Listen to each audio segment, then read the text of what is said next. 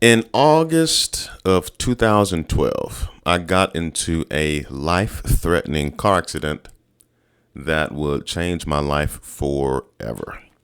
If you are feeling lost or hopeless in your life currently, your life direction, your life purpose, then stay tuned because I'm going to walk you through everything that led up to that accident, what changed within me, and the life that I have now as a result.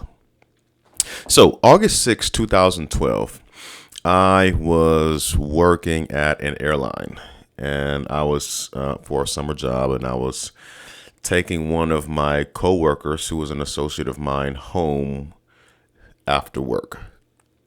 And on the way home, about 2 miles outside of his house, I mean, we had just got done. So like after work, we went to a hotel party to celebrate one of our friends' birthdays, I think. We were still underage, so there was no drinking at the time.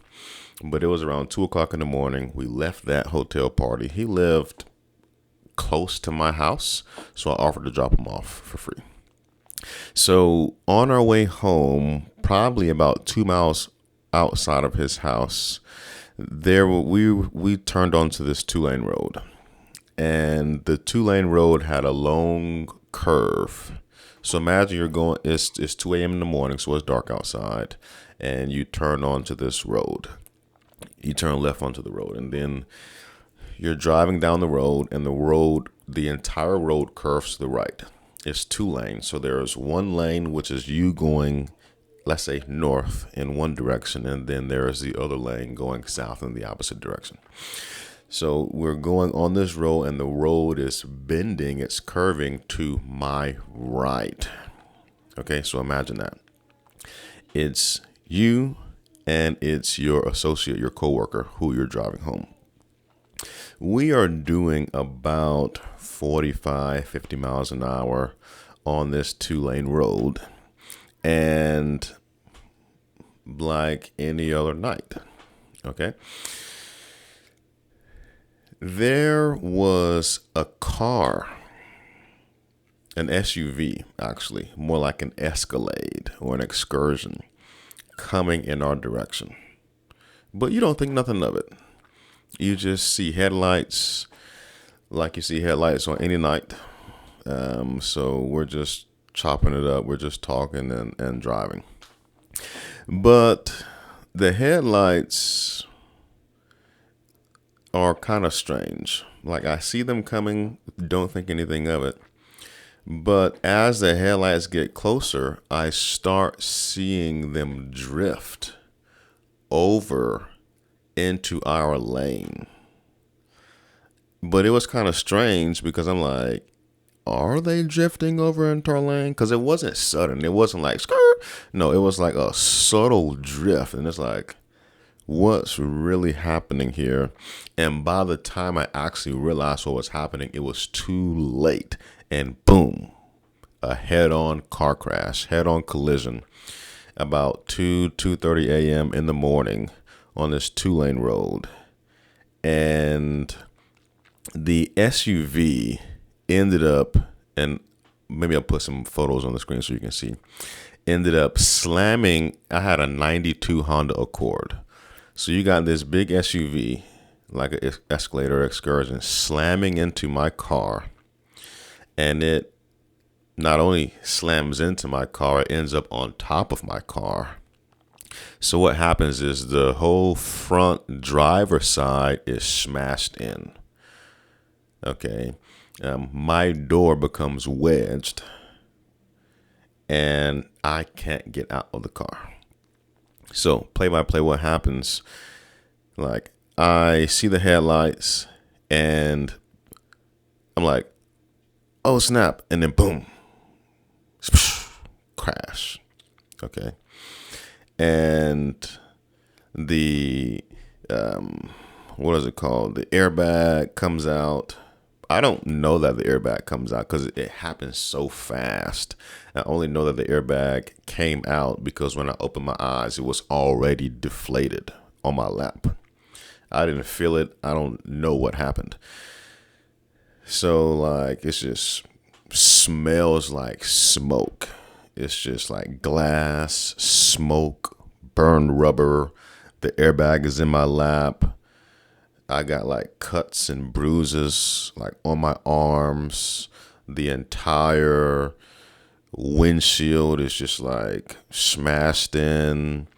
And it's just like chaos, like in my mind, like, oh snap, what just happened? We were in a car accident. So from there, my associate, my friend at the time, associate, he's able to get out the car. So he gets out the car and I see him lay on the ground. I'm like, okay, he gets out the car. Let me try to get out the car. And I tried to open my door and my door wouldn't open. Okay. And the firefighters had to use the jaws of life to like pry the door open. But I couldn't open the door. Okay. Now, from there, I'm like, okay, I need to get out of this car. But before I do that, I actually check myself. I'm like wiggling my toes. And this probably wasn't a good idea. But I was like wiggling my toes. I was moving my legs. I was moving my arms and stuff. And I'm like, okay. Because I was checking to see if I was paralyzed. Like, can I still feel my toes? Can I still feel this? Can I still do that? And I wasn't. And I thank God that I wasn't. Okay. That was like a sigh of relief for me. And I was like, that was really my primary concern is like, am I okay? Like, am I paralyzed? As soon as I realized I wasn't paralyzed, I said, okay. You know, like thinking back, I probably could have had some type of spinal or neck injury that moving around like that could have like made me paralyzed. But I thank God that that did not happen and I was okay from a paralysis standpoint. I was still hurt badly, but I didn't know it yet. Okay, and this is what's happening. So I'm trying to get out of the car. I can't open my door. I can't open the car door.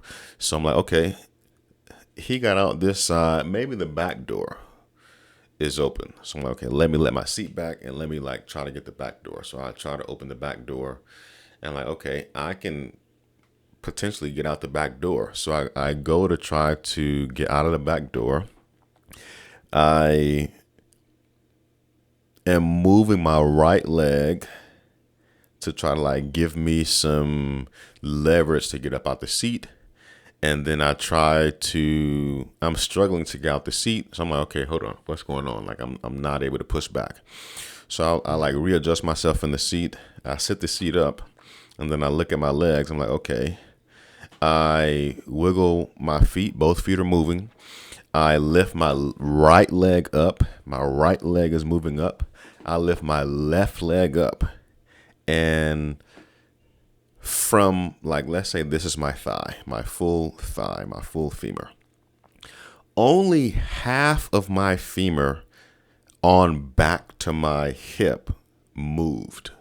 The rest of my leg from half of my thigh down to my knee, down to my foot remained on the floor. Like my foot remained on the floor. So if you can imagine trying to lift your leg up and only half of your thigh moves, that's when I realized, oh snap, my femur is broke, and boom, immediately all the pain set in. It was almost like instantaneous. I wasn't feeling any pain before this, but as soon as I looked down, my femur, my thigh was like a bow. So, you know, normally, let me see, we're normally, okay, like this is your thigh is straight. Okay. Your femur is straight. Mine was like bowed out like this. Okay. Like a parabola almost, but like to the side. That is how my leg looked. And I said, oh snap. Like my femur is broke. This is crazy. And boom, like instantly all pain set in. And I started yelling because this was crazy. I said, oh my gosh, my leg is broke. This is crazy. I'm in so much pain. Yelling. Thankfully, somebody had stopped to help us out. It was some Indian guy who had stopped. I don't know if he saw the crash or not, but he stopped. He came over. He was like, "Are you okay?" Like, I was trying to find my phone. I didn't know where my phone was. Like, I couldn't find my phone. It was like somewhere in the car. So I used his phone, called my dad, yelling, "I've been in an accident. I just got in an accident." Like yelling. They called the police. Um, Thankfully, the ambulance showed up very quickly. Like, the ambulance was probably there in 7 minutes, I would say. 7 minutes, the ambulance was on scene, was on the site. Called my dad. Yeah. Like, I just got yelling on the phone. And they don't live too far, so they show up in like 15 minutes. So my parents are on the scene, or on the scene. Like, ambulance are on the scene, police are on the scene, and my associate, like, he's like off to the side. Turns out he had 2 sprained ankles, so he was okay. He had some crutches. He had 2 sprained ankles. It wasn't a big deal for him. The guy who hit me, nothing happened to him in terms of physically. He was not impacted physically at all. No cuts, no bruises, no injuries, no nothing. Back to me, they had the firefighters came, and they used the jaws of life to pry the door open. And man, them taking me out of the car was so much pain. It was painful being taken out of that car because my leg was broke. I had no idea. Well, I mean, I knew when I looked down, but like when the accident happened, I didn't know. But when I looked down, man, just pain went from 0 to 1,000. It was so excruciating, and they had to take me out of the car. Like, they had to pull me out because obviously I can't be in the car, and pulling me out of the car to put me on the stretcher was extremely painful. So I was yelling as they was pulling me out of the car because it was just painful. Like, it was just pain. And then they laid me down on the stretcher. That was painful. Okay. And then once they got me on the stretcher, they loaded me into the ambulance. That was painful. Okay. Once they got in the ambulance, they was calling the ER. I went to Grady. If any of you are in Atlanta, they took me to Grady Hospital. They was calling the ER doctors at Grady. Nobody picked up. So they said, "We can't give you morphine without a doctor's consent." So I didn't have any morphine. So literally, y'all, every single crack and crevice and bump in the road in this ambulance, I felt it. Every single one. It was so painful. Every single crack that we rolled over, I felt it. Like, I felt the motion in my leg. It was so painful. We get to the hospital. Okay. They took me out of the ambulance. They rolled me into the ER. Okay. And the doctors checked me out. They gave me some morphine. Now, I'm on the table. They say, we need to operate on you because my femur, like, they took an x-ray. My femur was in half. Okay. Like, literally, like, your femur is like the biggest and the strongest bone in your body.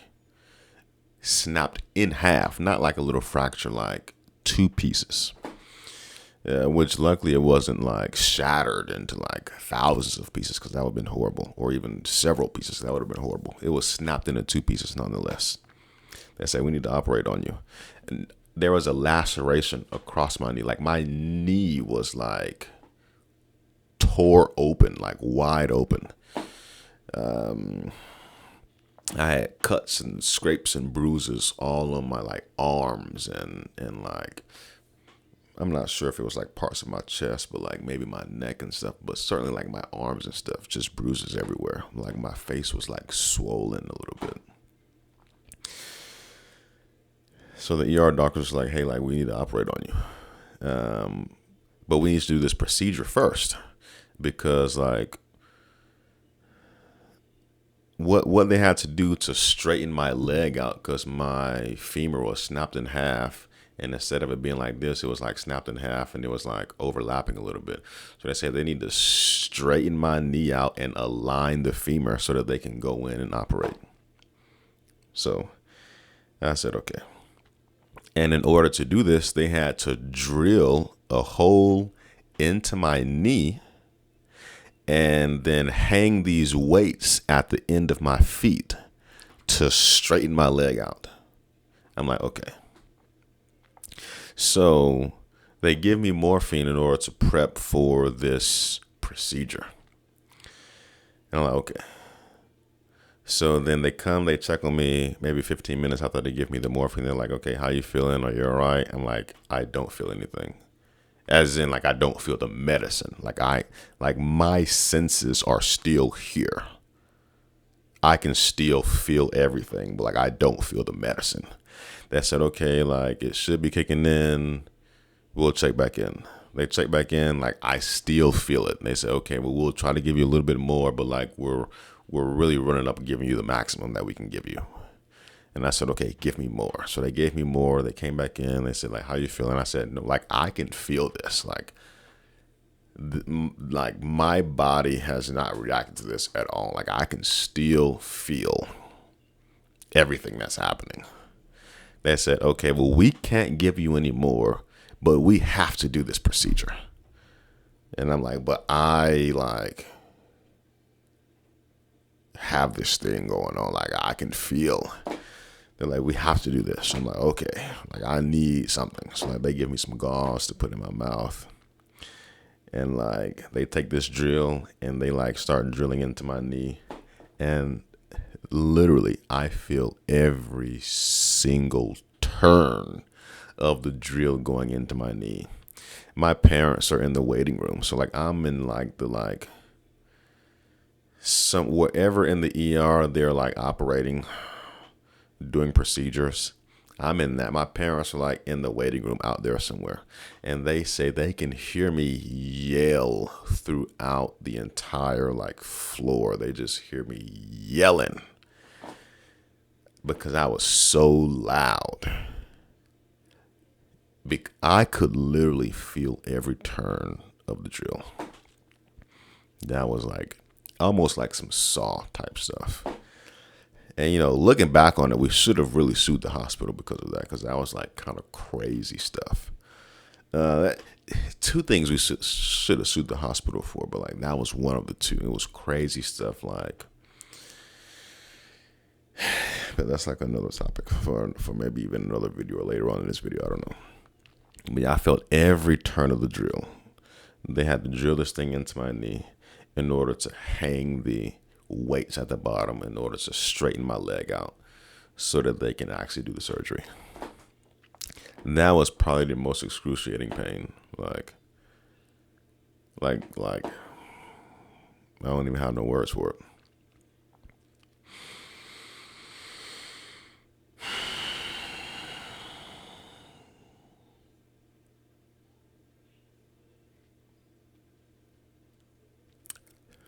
Just insane. After that, okay, I actually don't even know what happened after that. Like, I know that the weights were hung, but like, I think I was just in such shock that like, I don't remember what happened after that.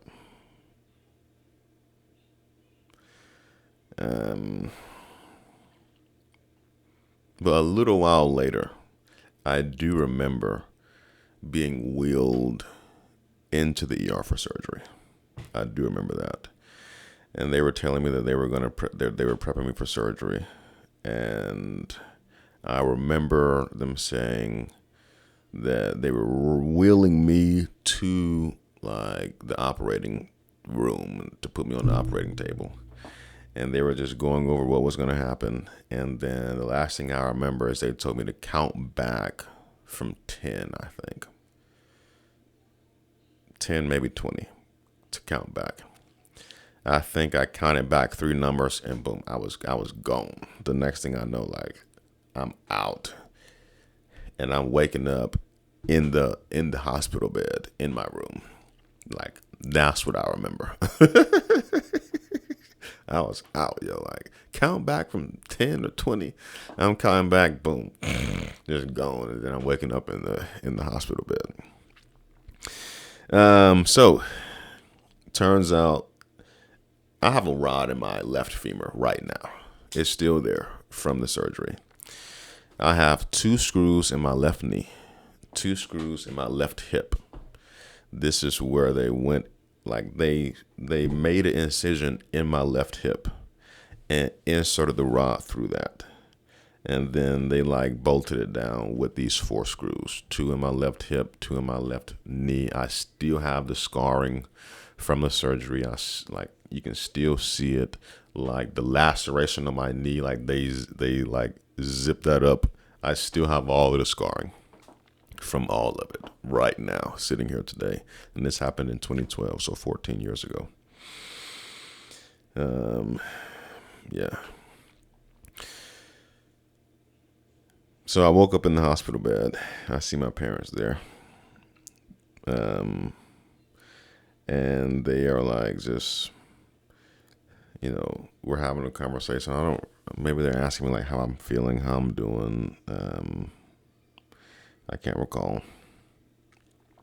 But the next thing that happened while I was in the hospital, I think I was in the hospital for 3 days. A couple of things happened while I was in the hospital. They brought in a PT to help me learn how to walk again because I couldn't walk. They just did surgery on my femur. Like, they didn't give me a cast. They gave me crutches, but like I couldn't walk. Like, the first day, the PT, like, I struggled to even sit up in the bed. Like, my heart was at like, me like attempting to sit up in the bed, my heart rate was at like 180, 190, just trying to sit up. Crazy.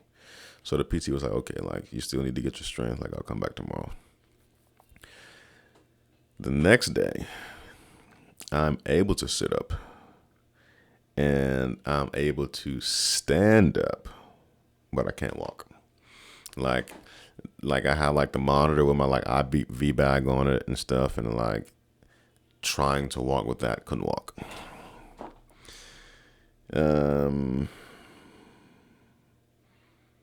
then maybe either later the second day or the third day is when I took my first steps.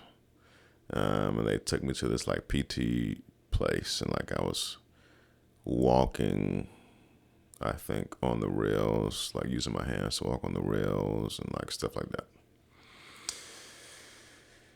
But like I had to like have help. Like, I was not walking without assistance. So leaving, no. Before this happened, okay, because I fast forward, I think maybe the first night I was there, I was shivering. I don't know what was going on, but I was like shivering. I felt cold. And, no, I was in pain. I think maybe the pain led to some shivering or something. And I asked for some more medicine. So the nurse came in and gave me some more medicine. Okay. On top of like the medicine that I was already getting, like I was still in pain, so the nurse came and gave me more medicine. And I think what happened is the nurse overdosed me. She gave me too much medicine. Maybe she doubled the doses on accident. I can't remember what happened. All I remember is like I went from feeling pain and shivering to like peace, calmness, and serenity. Like I was just chilling. Like I was just like, oh yeah, like, and then I was out.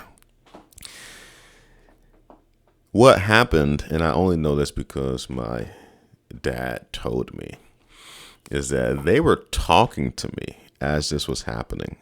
And then I like became unresponsive. And then they looked at me because I wasn't responding. And then they saw my eyes like roll to the back of my head. And then like, it was like, what's going on? Hey. And I was unresponsive. And then they started yelling at the nurses and yelling outside, hey, like something's going on. Hey, hey, hey, help, help, help, help, help. Mind you, I'm out. So like I'm just feeling good. I don't know what's happening. But like this is what my parents were telling me. Help, help, help. That's my dad yelling in the hallway to like nurses and stuff. Help, help, help. Apparently like people are like running in the room, trying to figure out what's going on. I'm still out. Now what I do see like white. I remember seeing white. And then I hear faintly in the background, Charles. Wake up, Charles. Charles, wake up. Wake up. Like it's very faint, but I hear it, but it's faint and it's just white. Charles, wake up, Charles. Wake up. Wake up. And then like I feel my lungs being inflated. It's just like involuntary lung inflation. It's just this surge, just this rush of oxygen just being forced into my lungs. And I'm just like, and I hear, Charles, wake up. Charles, wake up. And then it's just like this another force of just this oxygen being forced into your lungs. It's like, and like I'm slowly like, Charles, Charles. And I'm like opening my eyes slowly. And like, just this force of air. And I'm like opening my eyes slowly. And it's a whole room full of people. And I'm sitting here like, what the heck is going on? Because I don't know. I'm just like, I feel like I'm just sitting here like, what the heck is going on? Why are there so many people here? I'm trying to get some rest. That's so crazy, right? I'm like, what the heck is happening here? Because I don't know, and I didn't know that I was being overdosed or that I was overdosed. I didn't know that I was unconscious. I didn't know that I wasn't breathing. I didn't know any of this stuff. I just recall seeing white. I recall hearing faintly, Charles, wake up. It was very faint. Wake up, wake up. And then I felt just air, just oxygen being forced into my lungs, which was very, I don't know if it was uncomfortable. It was very, maybe it's uncomfortable. I don't know. It's very weird, strange feeling. I don't know. It's a very uncommon feeling to have oxygen being forced into your lungs. Like fascinating, but strange. Like this is my experience. Like white, faint Charles wake up, and just rush of oxygen being forced into my lungs. And then like I'm opening my eyes slowly, and it's literally a room full of people. Probably at least, I don't know, 10 people in the room. Just doctors just everywhere around me. And then like they're like asking me questions. They're like checking to see, make sure I'm good. I'm like, yeah, like I'm good. I'm sitting here chilling. I thought I was just asleep. I thought I was just relaxing. No, I was out. So once they verify that I'm good, like everybody leaves and it's my parents here, and they tell me that they were so scared because like my eyes rolled back to my head and I was unresponsive and like they didn't know what was going on. That was my first night in the hospital at Grady. So that happened. And yeah, there wasn't any issues after that. I went on, did the PT for the next 2 days that I was there. got enough strength to leave, and then I left. And then the first night, like the doctors, they prescribed me Vicodin and Dilaudid for pain medication. That's what I was on in the hospital. That's what they prescribed me to go home with, some Vicodin and Dilaudid. And my first night home was probably the most painful.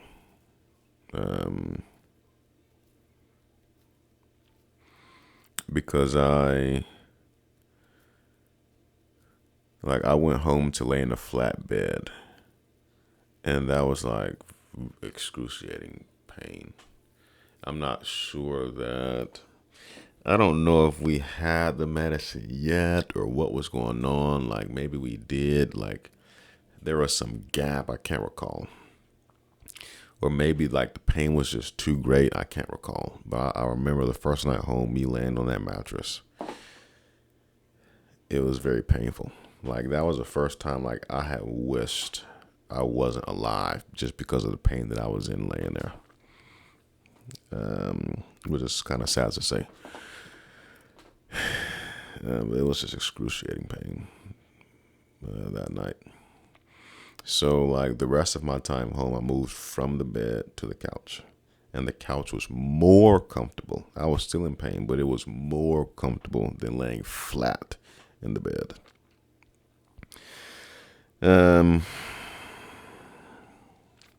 So that was a whole lot. Why do I tell you this story? Because I was in college while this happened. This happened over summer break.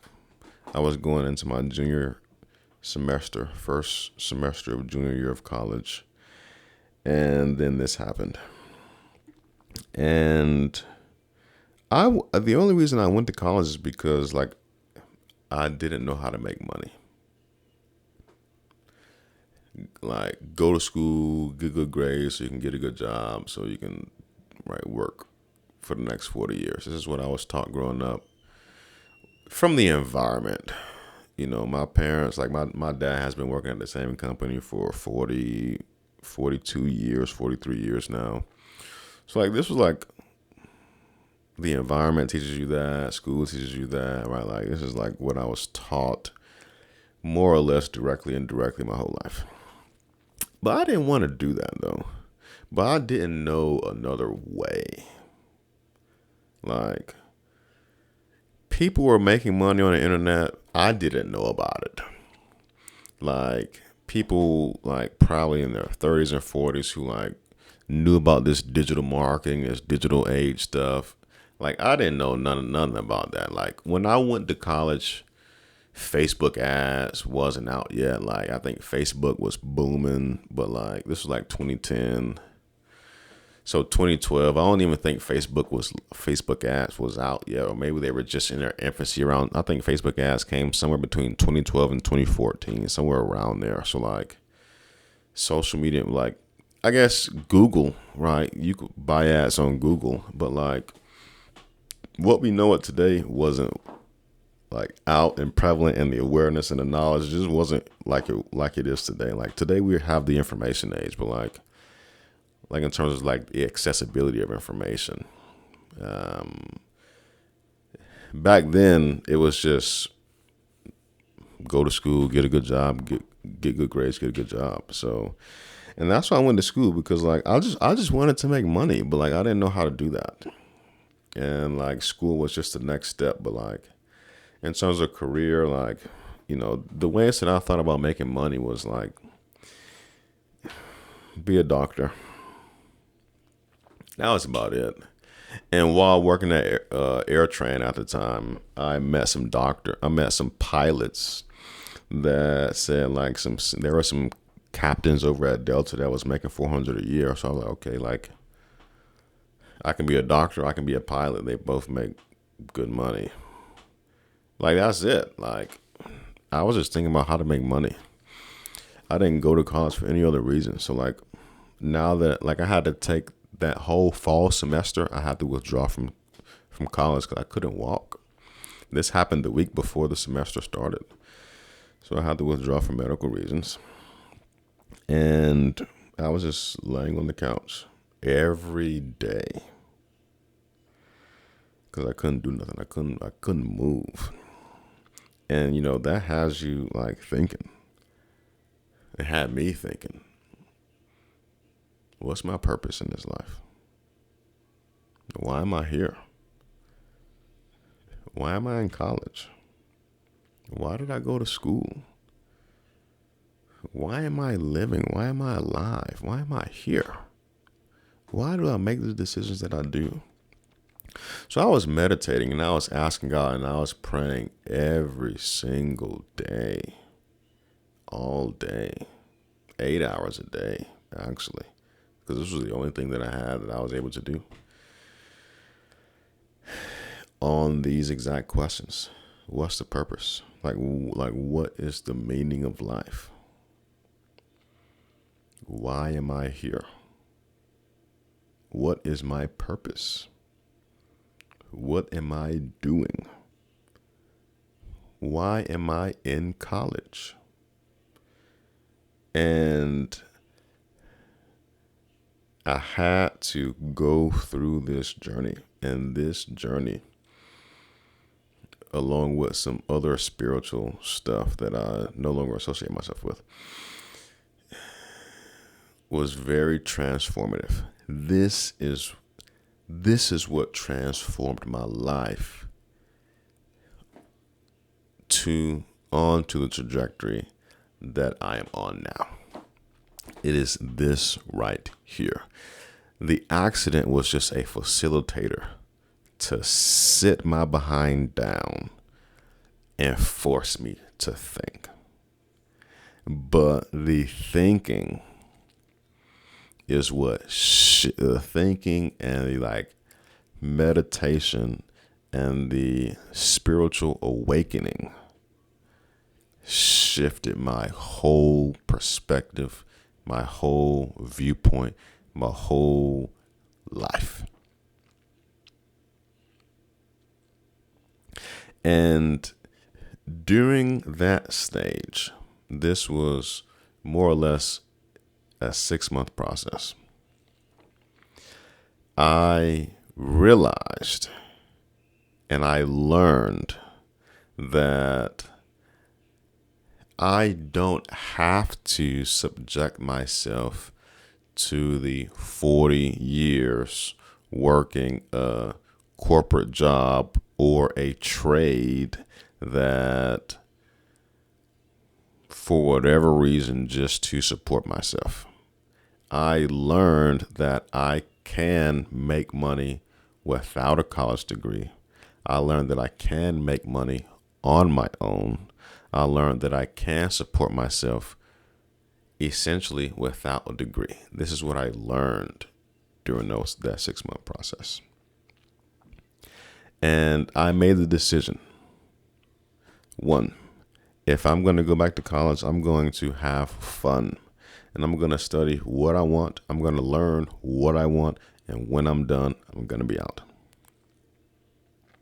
And I did that. And maybe I'll talk about that in another video. But my major was engineering when I got into this accident. When I went back to school, I switched it to philosophy. And then from there, I took all the philosophy classes that Georgia Southern had. It was fun. I loved it. I took all the classes except Intro to Philosophy, actually. I took scuba diving. I took bowling classes. I took beginner and advanced scuba diving classes. I took bowling classes. Okay. I started dancing. I took up salsa. I became a dancer. And I started having fun. And this is why I went back to school, to have fun, to enjoy, to learn what I wanted to learn, to live the life that I wanted to live, and to have fun. That's why I went back to school. And then number 2, when I started learning about money and business, I made a pact. Well, I didn't make a pact, but essentially I vowed to myself. This was like an internal sort of reconciliation, is that I would rather die trying to make money than live life as a regular, like average slave who hates what he does for work, who hates his job, who is only there for a paycheck, hates going into work, hates working, hates his life. I'd rather die trying to figure it out. I'd rather die trying to make money. I'd rather die trying to make it on my own than give up and live the life of a slave.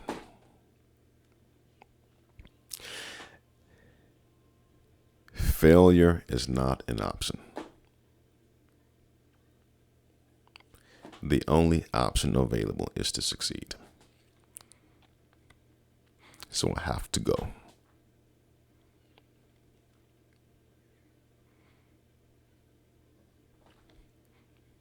And that's it. That's my only option. Is to go. Is to do. Is to act. Never stop. Only go. That's it. And that was my resolve. And I have failed ever since. If you look at my last video, I talked about how I did personal development for 10 years and still filed for bankruptcy. But I made it. I made it enough to where I had enough that I felt comfortable financially to marry my wife and have 2 kids, and hopefully more coming. I'm still going. I haven't yet made it how I hope to, but this is the resolve that I have. This happened when I was forced down by the accident, forced to sit down by the accident. And I thought, this is a result of those 6 months of meditating, praying, and thinking about my life's purpose. So, what does this mean for you? You don't have to have a traumatic accident like I did in order to have this resolve. You don't have to have a traumatic accident like I did in order to shift your focus.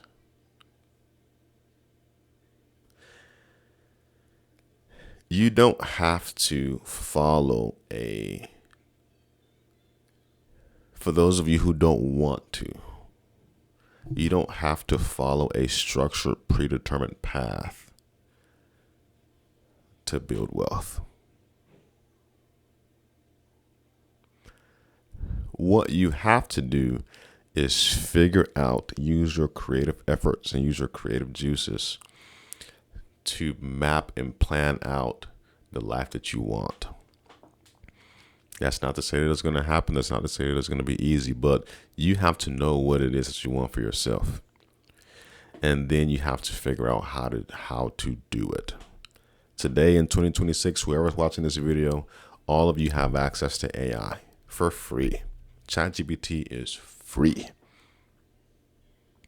Facebook Meta AI is free. Gemini is free. All of them have paid tiers, and all of them are also have a free tier. They're also free.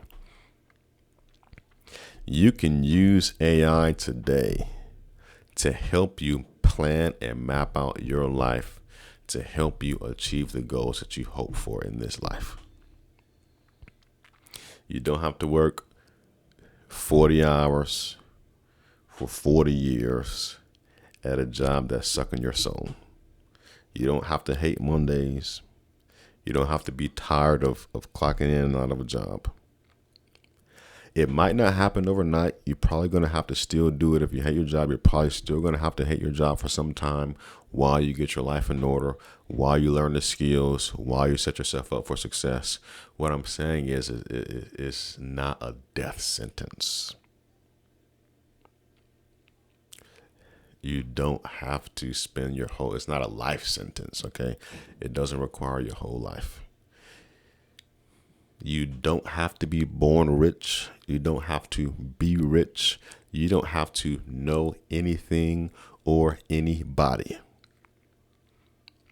From right where you are sitting here today, listening to this video, you can change your whole life. You can come up, build yourself up. You can come up on some money by building the skills, by learning the skills, acquiring the skills, practicing the skills, building the behaviors and the habits to develop the skills so that you can trade those skills for money and change your whole life forever. And it be what you want to do, what makes you feel fulfilled and purposeful and like your life has meaning. You can do that. Nobody is oppressing you. Nobody is holding you back. If you're watching this video right now, that means you're probably looking at this online. You're probably watching this on YouTube or the internet somewhere. You can go to chatgpt.com right now and sign up for an account and start. And you can simply ask it. You can give us some information about yourself. Hey, I'm this age. I have done this in my life. I have these degrees or lack thereof. I want to get this outcome, and I have no clue how to do it. Write a 5-step process from A to Z, as if I've never done it before, to help me figure out how to get there. And it will lay it out for you. And all you have to do is follow it. It's not going to be perfect. You're going to have to make some changes. You're going to have to iterate. You're going to have to expand it. But that will give you the framework to start. And that is all you need to get started, is that. And whatever you don't know, you go back to ChatGPT, you open up another chat, and you say, hey, Chat told me to do this, but I don't know how to do that. How do I learn, or how do I get started in doing that? And it will tell you, and you get started and you do it. And every time you don't know, you go back to chat and you say, hey, I don't know how to do this. Help me figure it out. Tell me what to do. And it will, and you do it. And every time you don't know, you go back, and that is your loop. And that's it. And at some point along the journey, you'll find mentors and you'll get actual help from people who have done it. But that costs money. So in the meantime, you got free ChatGPT. And you use that because it's available to everybody on the planet. As long as, your country isn't banning access. And you do it. Okay, nobody's stopping you. You hearing this video at this point in your life, the only thing holding you back is you. And after that is information. And after that is action.